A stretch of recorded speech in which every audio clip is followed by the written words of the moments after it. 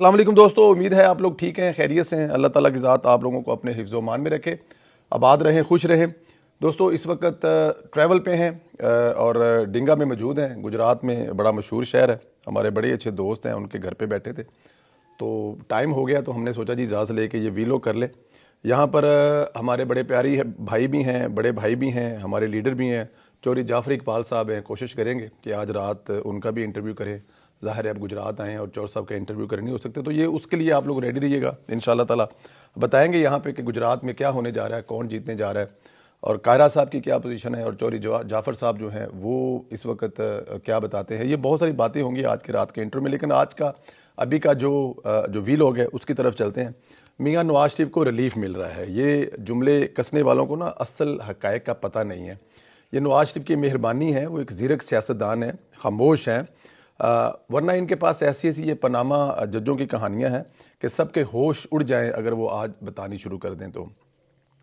और यही बातों का यही सबूत, यही कहानियां अगर इमरान खान के पास होती ना तो अब कब से इमरान खान जो है ना अब इसको आग लगा चुका होता। नवाज शरीफ ने जज अरशद मुल्क की सिर्फ एक वीडियो के निकालने के बाद या देने के बाद जो है ना वो खामोशी इख्तियार कर ली थी, वरना पनामा जजों के ऐसे गलीज कारनामे हैं कि अल्लाह की पनाह है। ये पनामा जज वाले समझते थे कि इमरान खान हमेशा के लिए होगा, नवाज शरीफ का अब किस्सा ख़त्म हो चुका है, लेकिन ये इनका प्लान था। लेकिन दूसरा प्लान था जो इन सब पर गालिब आ गया। आज ये सब साजिशी जो किरदार है ना ये गुमनाम हो चुके हैं, मुंह छुपाते फिर रहे हैं, किसी फंक्शन में भी नहीं जाते। और नवाज शरीफ जिस पर उन्होंने चोरी का झूठा इल्ज़ाम लगाया वो सीना चौड़ा करके इन सब के सीने पर मूंग दल आ गया है। नवाज शरीफ सुरखरू हो चुका है और नवाज शरीफ में सुरखरू होना ही था, क्योंकि नवाज शरीफ देखें एक तारीख का नाम है, एक नज़रिए का नाम है नवाज शरीफ, और जिस किस्म के झूठे इल्ज़ामात लगाए गए थे वो सब आहिस्ता देखें। दो पेशियों कहा जा रहा है कि दो पेशियों में इंसाफ मिल गया। मियाँ मोहम्मद नवाज शरीफ ने 100 से ज़ायद पेशियाँ भुगती हैं और उस पेशी पर मैं मौजूद था, खुद मौजूद था। मैं आपको बता चुका हूँ कि वो जो जज साहब थे वो सिर्फ यही पूछते रहे हैं कि किसी जगह पे मियाँ नवाज शरीफ को इन्वॉल्व कर दें, लिंक साबित कर दें अल अज़ीज़िया से। कोई लिंक होता तो साबित होता। एंड पे उनको ये कहना पड़ा कि हमारे पास जो सबूत है वो फोटो कॉपियों की सूरत में मौजूद है।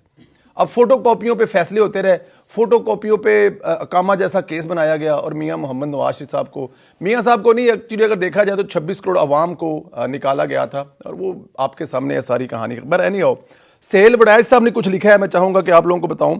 सुप्रीम कोर्ट में इस वक्त एक जज हाजिर सर्विस है जो पनामा बेंच में शामिल है। इनके बड़े भाई इत्तेफाक ग्रुप में मुलाजम थे मगर वहां से निकाल दिए गए।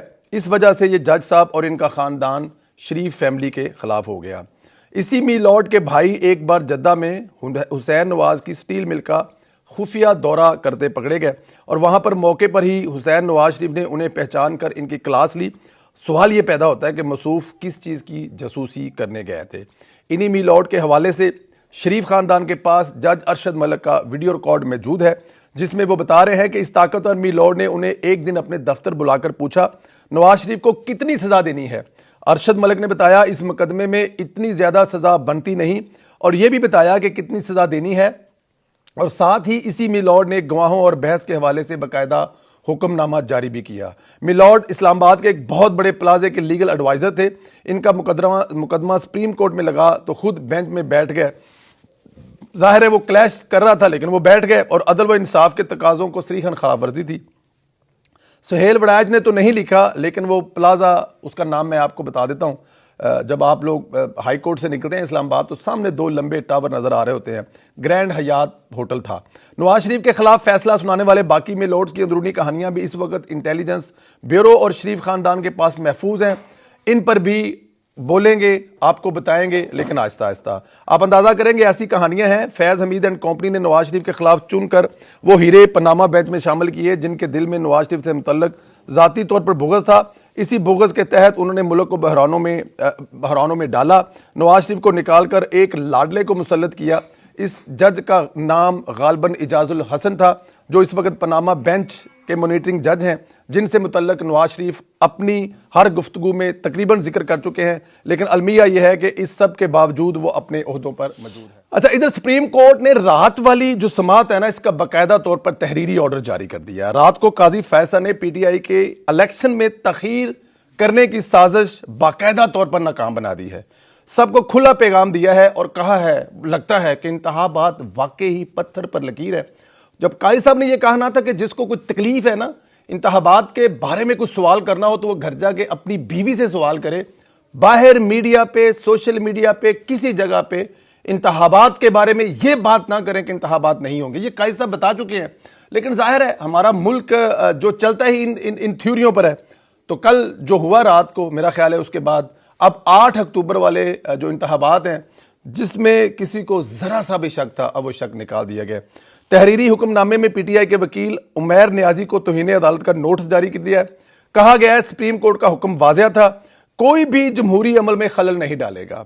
उमैर नियाजी बज़ाहिर जमहूरी अमल डीरेल करने की कोशिश के मुर्तकिब हुए हैं। हाई कोर्ट ने 2753 DRO और RO जो है उनको काम करने से रोका है। लाहौर हाई कोर्ट ने इस अमल से इंतखाबात को लेट करने का पूरा, उनके इस अमल से इंतखाबात लेट होने जा रहे थे, ये तासुर बिल्कुल ठीक है। क्योंकि जाहिर है देखिए 54 डेज पहले आपके शेड्यूल आने होते हैं और अगर शेड्यूल ना आए तो कानूनी तौर पर आपको 54 डे शेड्यूल देना पड़ता है और अगर आप नहीं देंगे तो लेट हो जाएंगे। कल भी हम लोग मॉडल टाउन में थे, मियाँ साहब के साथ हम जब खाना खा रहे थे तो वहां पे मियाँ साहब ने डार साहब से पूछा कि डार साहब ये जो इससे क्या होगा, किस तरह होगा। तो डार साहब भी जो उस वक्त जाहिर है उनका जी मेरे पास कोई ऐसी फ्रेश इंफॉर्मेशन नहीं है, लेकिन अगर ज्यादा से ज्यादा लेट होंगे तो 5-10 दिन 15 दिन एंड फेब से आगे इसलिए नहीं जा सकते कि मार्च में आपके जो सेनेट है उसके इंतखाबात है। लेकिन मेरे ख्याल में वहां पर बैठे शायद किसी को भी अंदाजा नहीं था कि आज रात को ये होने वाला है और कल रात को जो हुआ वो आपके सामने है। तैनात किए गए अफसरान पहले से ही बतौर इंतजामी अफसर फराइज अंजाम दे रहे थे। लाहौर हाई कोर्ट का फैसला मुअत्तल किया जाता है।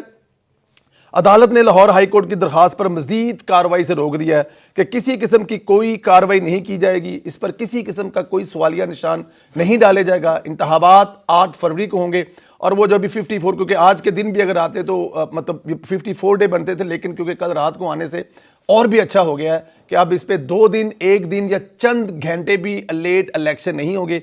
ना सर्दी का बहाना है ना इसमें मतलब किसी किस्म का। देखें पहले जब अदलिया से ये लोगों के नाम मांगे गए तो अदलिया ने इनकार कर दिया। जब इंतजामी लोगों से ये नाम लिए गए तो अब अदलिया इस पे इतराज कर रही है और साथ में वो कह रहे हैं जी कि ये मैंने अच्छा ये मंतक बड़ी उनकी जो है ना जो नजफी साहब थे कि एक बड़ी जमात के लीडर को सियासत से बाहर रखकर आप ये तासर दे रहे हैं या आप ये साबित कर रहे हैं कि मुल्क में उनका ये नहीं हो सकता। तो मेरे ख्याल में नजवी साहब को वो वीडियो जो अभी पूरे पाकिस्तान के टेलीविजन पर चली है जिसमें शौकत अजीज सिद्दीकी ने बताया था कि जनरल फैज ने मेरे घर आकर मुझे कहा कि नवाज शरीफ और उसकी बेटी की जमानत इंतखाबात से पहले किसी सूरत नहीं होनी चाहिए, इनको सजा देनी है। अगर इनको सजा ना दी गई तो हम लोग अपने लाडले को नहीं ला सकेंगे और लाडले को लाने के लिए फिर मियां मोहम्मद नवाज शरीफ साहब को गिरफ्तार किया गया, जेल में डाला गया और उस वक्त तक जेल में रखा जब तक इंतखाबात नहीं हुए। आपको यह बताता चलूं, कोई भी हल्का हो, किसी किस्म का हल्का हो, जिस हल्के में मैं बैठा हुआ हूं, यहां के जो उम्मीदवार थे PMLN के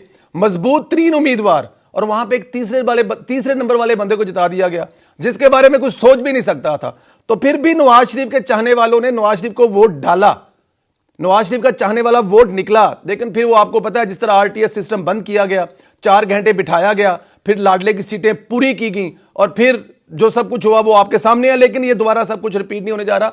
तो जिन्होंने ये फैसला करते वक्त लिखा ना कि इमरान खान अंदर है तो इसलिए इंतखाबात पर उंगलियां उठेंगी, तो जब नवाज शरीफ साहब को और उनकी बेटी को जानबूझकर जेल में रखा गया जमानत नहीं होने की, उस वक्त काश ये सोचते तो मुल्क का आज ये हाल ना होता।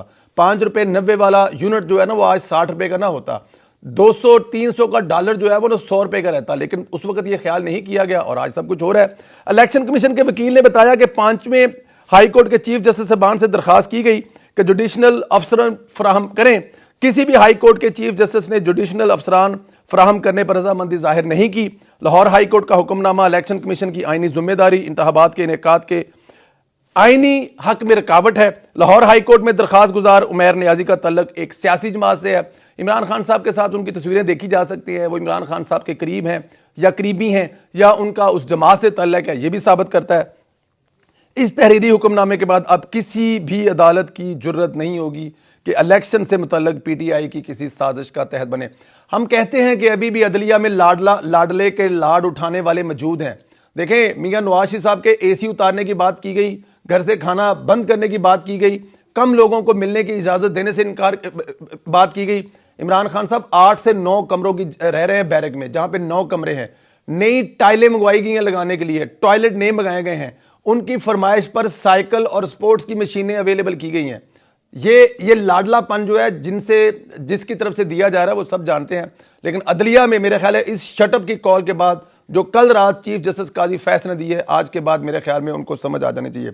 आखिरी खबर यह है कि नैब ने फवाद चौधरी को गिरफ्तार कर लिया है। फवाद चौधरी पहले एंटी करप्शन केस में अडयाला जेल में थे, आज नैब ने नए करप्शन केस में गिरफ्तार कर लिया गया।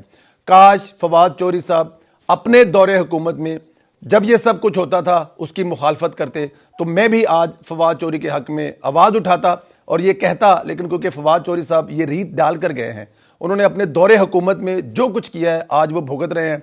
उस वक्त जिनसे ये करवाया करते थे आज वही सब कुछ कर रहे हैं फवाद चौधरी साहब के लिए या उनके साथ कर रहे हैं। तो इसमें ना उस वक्त हमारा कोई कसूर था ना आज हमारा कसूर है। फवाद चौधरी साहब जो हैं वो कहते हैं कि जी जब हम मर जाएंगे तो अदलिया हम पर नोटिस लेगी, तो हम ये चाहते हैं कि वो ना मरें, वो जिंदा रहें। और जो तकलीफें उन्होंने PMLN और पाकिस्तान पीपल्स पार्टी के उस दौर में अपोजिशन को दी हैं, वो एक एक तकलीफ का हिसाब उनको उठाना पड़ेगा।